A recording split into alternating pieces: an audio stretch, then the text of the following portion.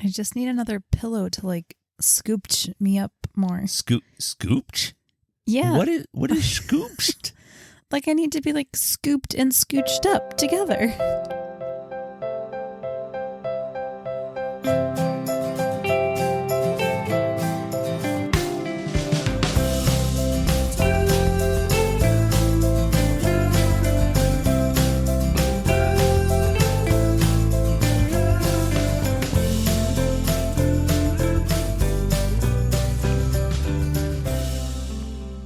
Hey everybody, welcome back to the Whatever is True podcast. I am one of the hosts here, Jake, and the other host is my lovely wife, Bethany. He's being silly because last time he didn't introduce me as a host, just his wife. And yeah, that's awful that I consider you my wife above host. No, but new listeners might be confused and just think like I'm a guest hanging out with the host of the podcast for a day. Anyone that found this podcast, it did not find it because of me. I'm sorry. That is an invalid argument. All right. So we thought it would be fun to rehash some of the crazy stories that have happened this last year living on the RV. That's not the topic of the podcast. But there's just been some wild things that have happened, and we haven't been able to like share them to the extent that we believe they should be shared. Yeah, like we still have adventures that we've told people, but we want to tell more people, is what you're trying to tell me. Right, because they're just that great. Right. Like, I don't know, boondocking at 12,000 feet? I think that's a great one to start off with, actually. Okay, sounds good. So we were in Colorado. We had just fixed a broken spring on our RV, which is a completely another exciting story. It is. It was a very unexpected, really bad thing that happened on the day. It was a travel day. We were leaving Pueblo, Colorado to go to Gunnison, Colorado, and we hardly made it down the road when we realized that our RV was very broken and it put us back hours. All right, but that's not the story. We can tell that story another time. But it's why we ended up on a mountain. Yes. So we were very delayed, and we were going over Monarch Pass in Colorado on our way to Gunnison, Colorado. We should add that this was May, and it was a very warm day. Like I was in flip-flops and maybe shorts. It was good temperature. Yeah, I was in a t-shirt the whole time. So anyways, we're driving. And it's late, like really late. And we're driving. Like 10 p.m. late. Yeah, I already said late. Sorry. So anyways, we're driving and we start up this mountain, Monarch Pass. If you know it, it's gorgeous. But we're driving and it starts raining a little bit. We're like, okay, not a big deal. We'll just keep going. And the higher we get, it starts turning into snow. And then I can barely see anything. So it is pitch black out at this point. Like probably our kids were falling asleep in the back. We were not supposed to be on this mountain at nighttime. There was no indication that snow was going to be happening. And I, as the passenger, am like watching out the front window and I'm thinking, I can hardly see. Like, how can Jake see? And I couldn't. It just started like just pummeling, is that the word? Sure. It was just so much snow and it's just like going at us like into the windshield. It felt like light speed in Star Wars. And I mean, I'm sitting there like a nervous wreck, and Jake's always more confident driving than I am. And I'm thinking, okay, like he thinks he's still good. Like I guess we're just still gonna go. And when was it that you finally decided I can't keep going in this snowstorm at 11,000 feet, which we didn't know at that time? Like, what was the point that made you decide that? When the snow started accumulating on the ground, I was like, I'm done, because I know things that go up must come down. And with a big trailer behind us, I did not want to try going down a mountain at night in the snow. So as soon as the snow starts accumulating, I'm looking for a place to pull over.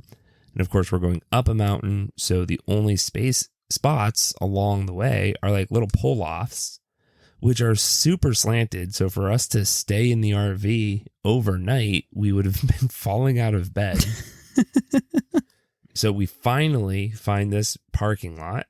Did not know that it was the summit of the mountain until the next morning. And the Continental Divide.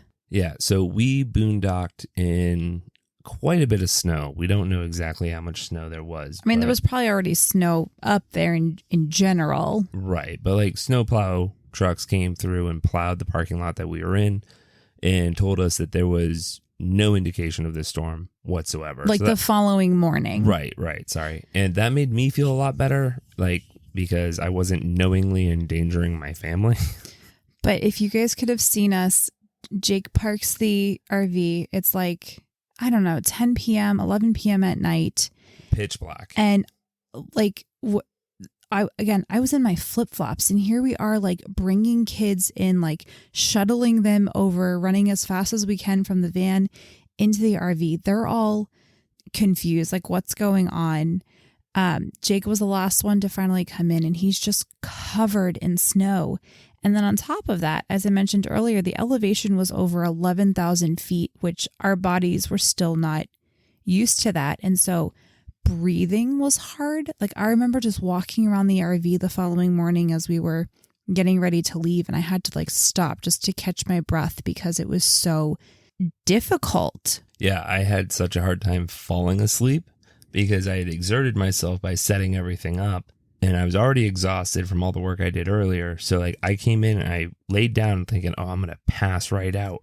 But no, instead I'm laying there going, trying to catch my breath. It was one of the worst nights.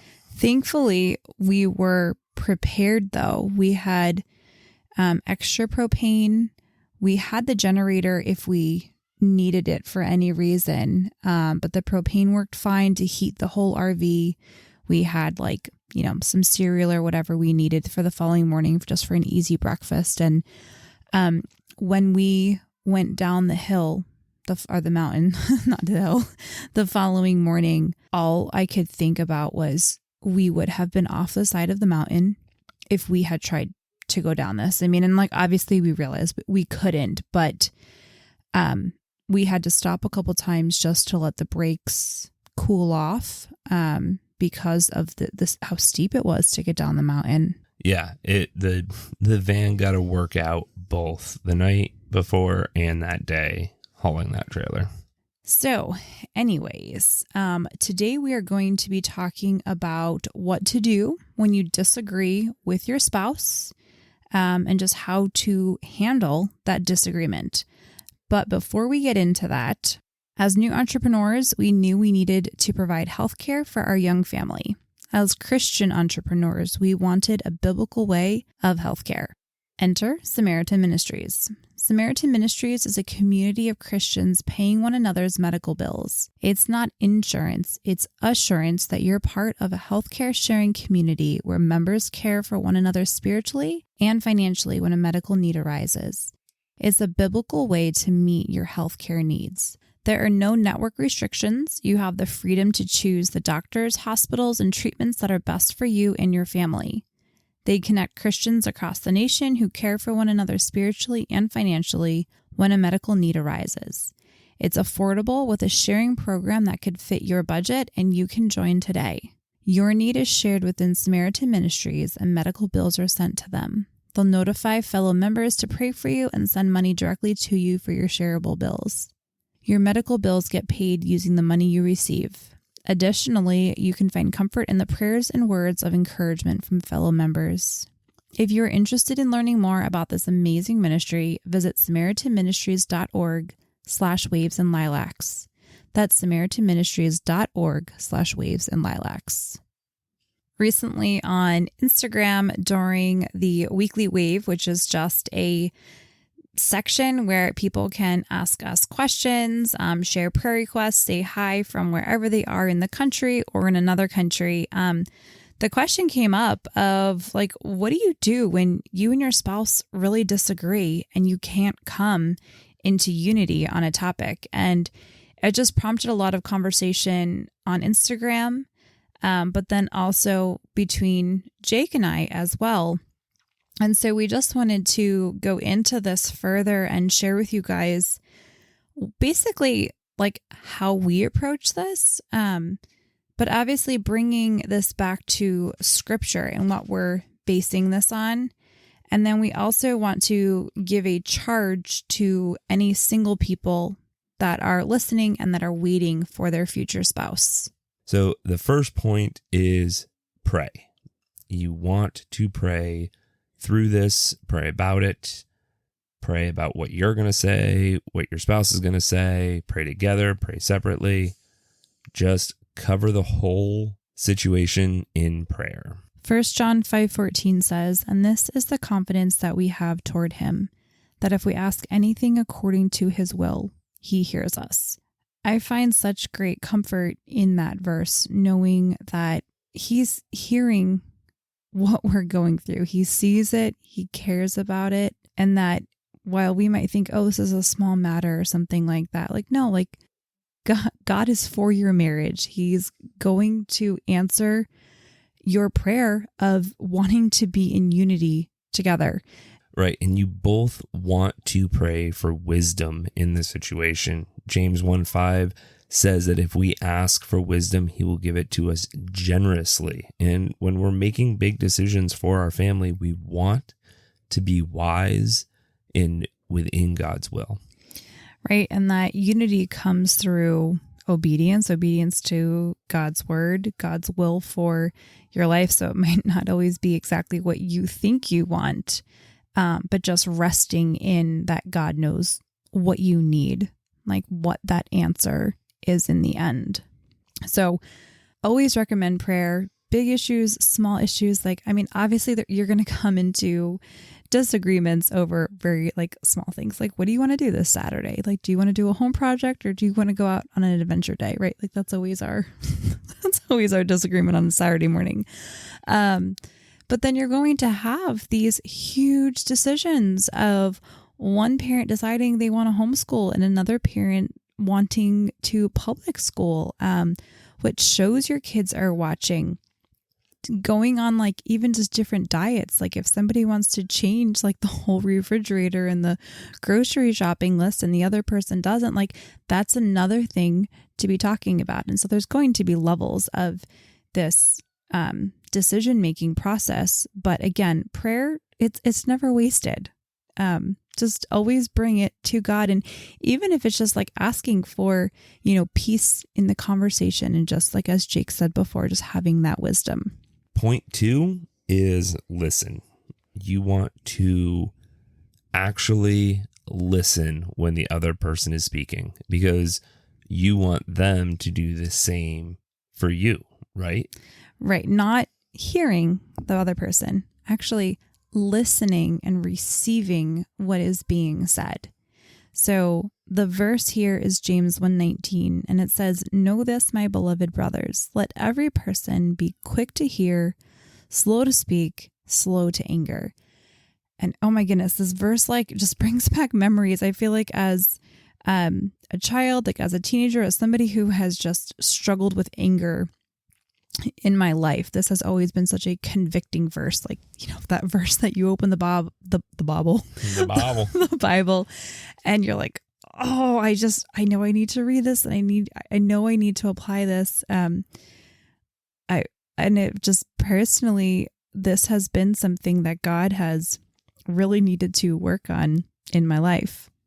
And let's face it, I don't know anyone that hasn't had a problem with this at some point in their life or their marriage where they, need to listen and just don't want to listen. Do you remember that couple from New Hampshire when we first got married? We were in their small group and they talked about how they never fought. They never had any arguments. Do you remember them?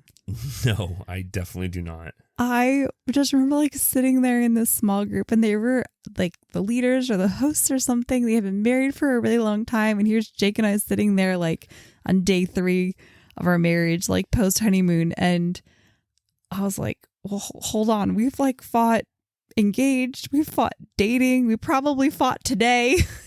like thinking, oh my goodness, we're just already failing here at this thing called marriage. I think we're doing okay, babe. Yeah, I guess we're all right. Okay, so yeah, the topic of listening here. Okay, when you go and you sit down with your spouse to discuss whatever it is just so important that you are not going in with closed mindset, clenched fists, going, okay, fine. Like, I hear Jake and Bethany. I'm going to go through their 4 points of solving this, but at the end of it, like, I'm still right. Like, I'm not going to change my mind. That's not how these points work. Like, you have to go in with an open mind to, this is my spouse. I honor them. I respect them. I love them. And I am here to listen to what they have to say, because if it's important to them, it's important to me. And while your thoughts might not change, they also might change. And so this concept of listening is listening with an open mind, with open hands and an open heart towards your spouse, and most importantly, an open heart to God. And to add on to this, you're going to have questions or need to understand the other person's thoughts when they're talking. So make sure you have something set up to where, like, you raise your hand if you have a question about what they're saying or need clarification. That just really helps you understand what they're saying and them to better formulate it. Right, because you don't want to be interrupting the person constantly. Like, there's not a whole lot of listening happening right then if you are constantly,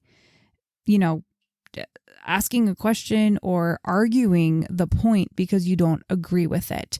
You have to give each other their own set of time. I hate to compare it to a debate, but like, there has to be like an allotted time for each person. Otherwise, you're just going to be going back and forth, and there's going to be a lot of fighting and a lot of arguing and not a lot of actual, what's the word I'm looking for? Progress. Thank you. And remember the golden rule during this time of listening: do unto others as you would like them to do unto you. So if you want your spouse to listen to you when it's your turn to talk, listen to them. Do them the same courtesy. Okay, so point number 3 then is actually the talking portion of it.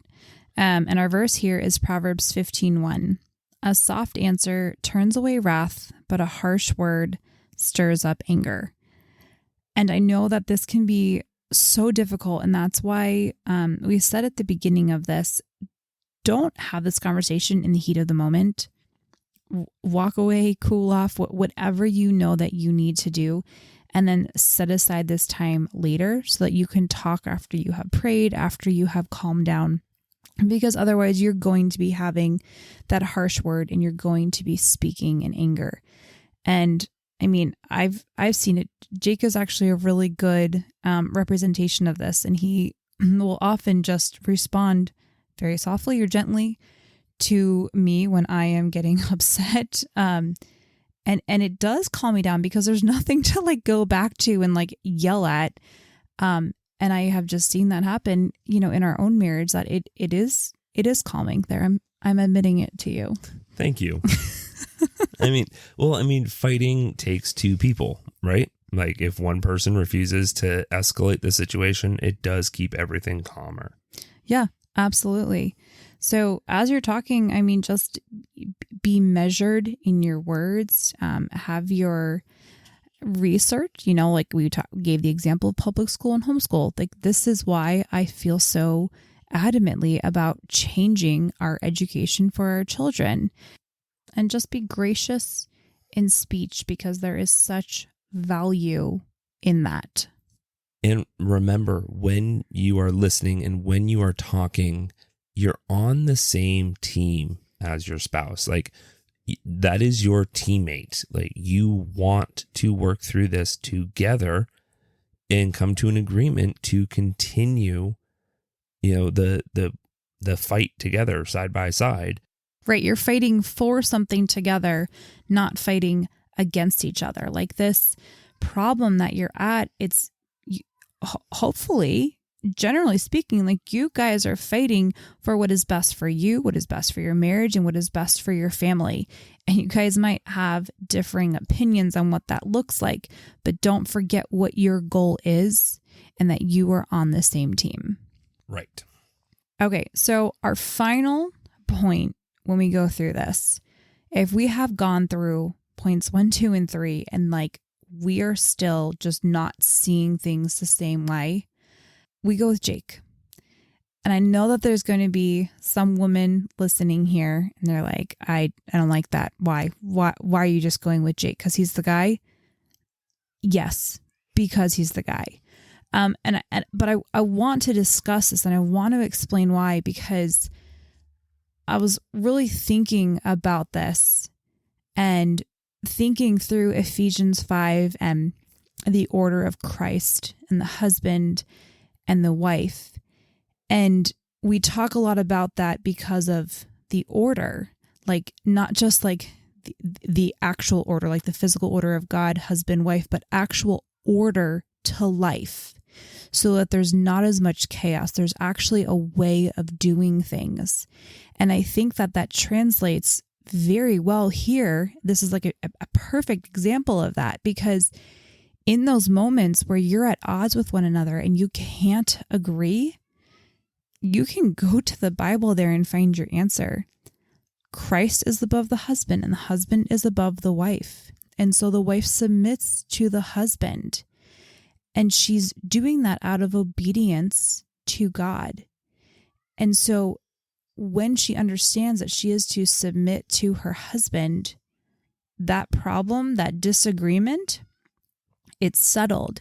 It might not be settled the way that you wanted it to, but you can trust that you are living in obedience to God as you are submitting to your husband. And I want to say right now, like, as a husband, you get the final say, but that should scare you. You need to be 1,000% positive that what the decision you are making is right for your family.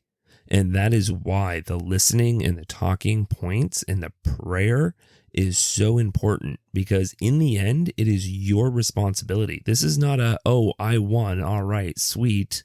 Or, I just have to stonewall her until we can't come to an agreement and then she has to agree with me. Like, that is a lot of responsibility on our shoulders. And your goal as the husband following the Bible should be that you are looking for the best for your family, that you are making this decision out of love for your family.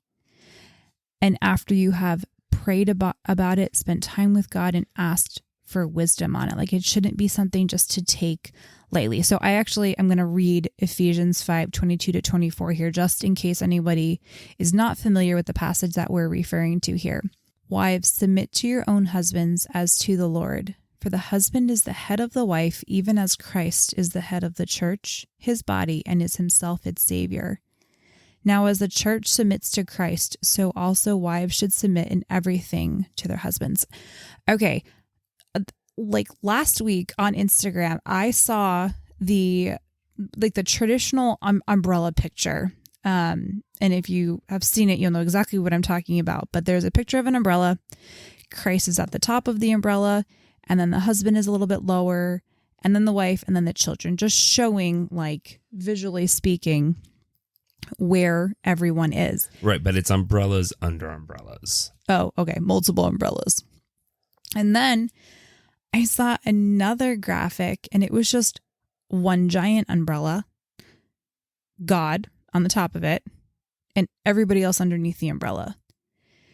And I just think it's so important that we are reading the Bible, and we are not basing our theology off of these graphics on Instagram, because as you read this, it is so clear. It says, for the husband is the head of the wife, even as Christ is the head of the church. And so obviously, like, the women are under Christ as well. The church is under Christ as well. But there's also a very clear distinction that the husband is the head of the wife. And so I just kind of wanted to offer that as a side. Just when you see these graphics online and they're distorting and they're twisting scripture, just head to the Bible. It will clarify it for you. And so, yeah, we wanted to share that because that is why at the end of the day, if there really is something that we're just at odds with, I want to be first and foremost in my life in alignment with God, in obedience with God. Like that is my primary goal in life. And when I am listening to my husband and I am submitting to him, I am being in obedience with God. Okay, now I'm going to say that all in the same breath that I am speaking to women who are with husbands who are not making terribly sinful choices that are negatively impacting their families. Yeah, if I came up to you and was like, honey, I've got this great financial plan. I'm going to go to a casino and I am going to bet our life savings on black and we will be good for the rest of our lives. Women, if that is happening, the steps do not apply. You need extra help on that one.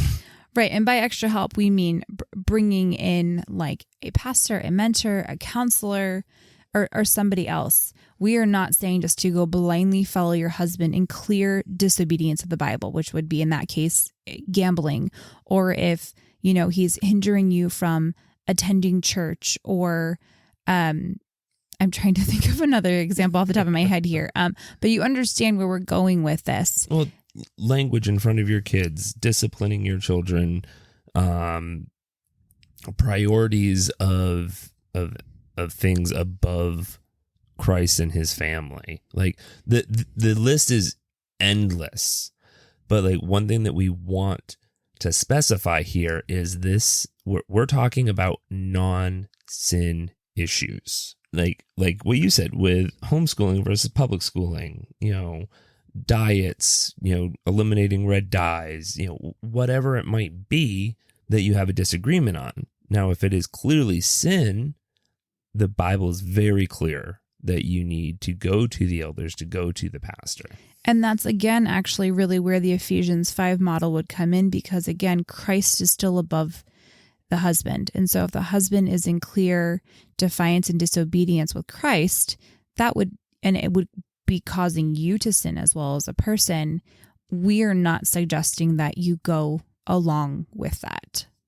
I also want to distinguish between sin and possibly just not the best choice, right? Like we're all humans, we're all sinners, and we're not always going to make perfect decisions. And so at the end of the day, if you follow your husband and it might not be the best decision, but it's not a sinful decision, still go with it. Again, there's grace to cover, things that might not be perfect, but that's life. That's being a human. And that's where you can come in and be a support for your husband. And, whether or not they realize it right then or later on down the road, don't go rub their face in it. Just, be an encourager and say like, okay, we've got this next time.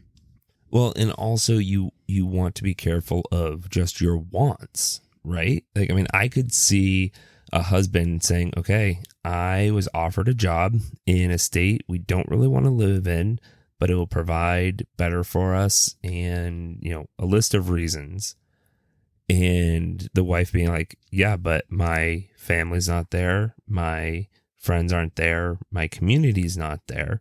So like, it might be a decision that you don't like it's a want, but in the end, it's going to be better overall for your overall marriage and your overall life. Right. And just don't let that cloud your decision.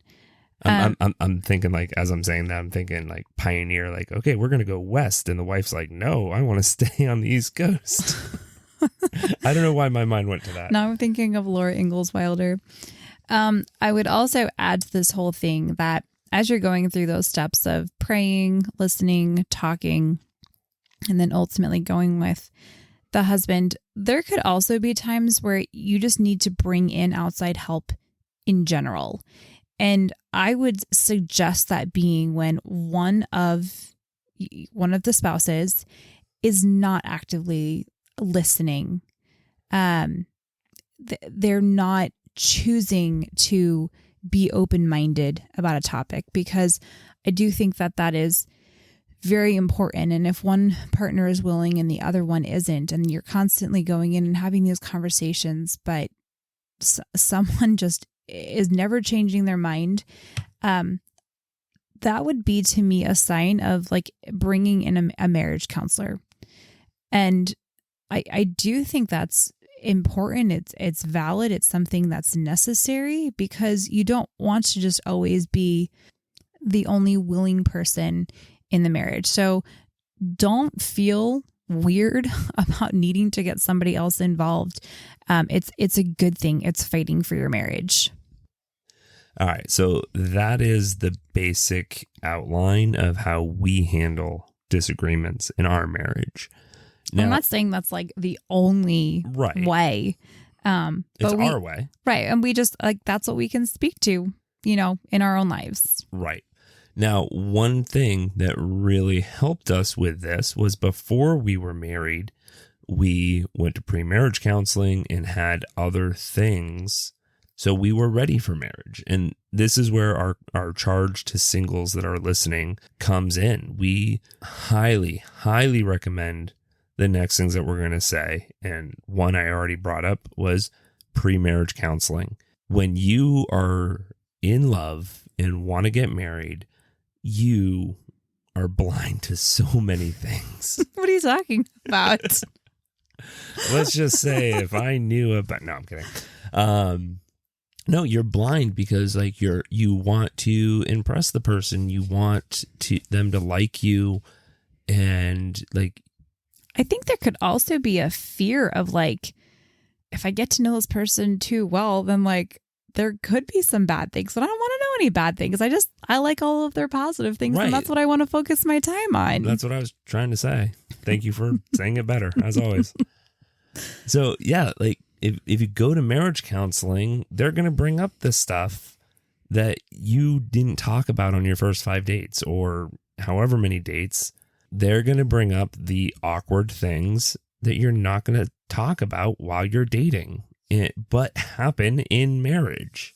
And that's just why it's so important to be asking those questions and really finding out who this person is that you are going to be married to for the rest of your life. Like there are so many situations, choices, decisions that you are going to encounter in marriage, but then that just gets amplified once you bring children into the picture and you're trying to figure out where you're going to birth your child to begin with, where they're going to go to school, if you're going to give your child vaccines, if you're going to allow them to watch this show, listen to this music, play with this friend, how are you going to discipline? And so it might seem kind of like a little early to be talking about these things, but I really don't think it is. It's really great to understand where people are politically, where they are medically, on all of these various levels, because those questions and those opinions are going to need to be even more solidified the further into marriage you get, and especially if you add children into the picture. So while you're dating someone, you want to be on the same page with them when you're going into marriage. But it doesn't mean that you have to be on the same page about everything. But you do need to be on the same page of things that matter. Right. Like, obviously, purple and blue are the best colors in the universe. Wrong. Black and red are. But we can be married and it's okay still. Right. However, there would have definitely been red flags and deal breakers. If Jake and I did not see eye to eye on some of those major things. So that is just our point in sharing this, and just encouraging anybody who is in that waiting period right now. It is worth the wait for that person that you are going to line up with. And it might seem really hard to find them. But as Jake said, it's the important things that matter. And I promise you that person is out there. Okay. I think I'm good. I think I've said my piece here on this topic. Well, too bad. We're not done because I say so and I'm the man. So that's that. Well, welcome to the longest podcast ever. Thank you so much for joining us, guys, for this episode. As always, you can find us over on Instagram. The podcast is Whatever Is True Co. I am Jake off script. And I am Waves and Lilacs. See you later.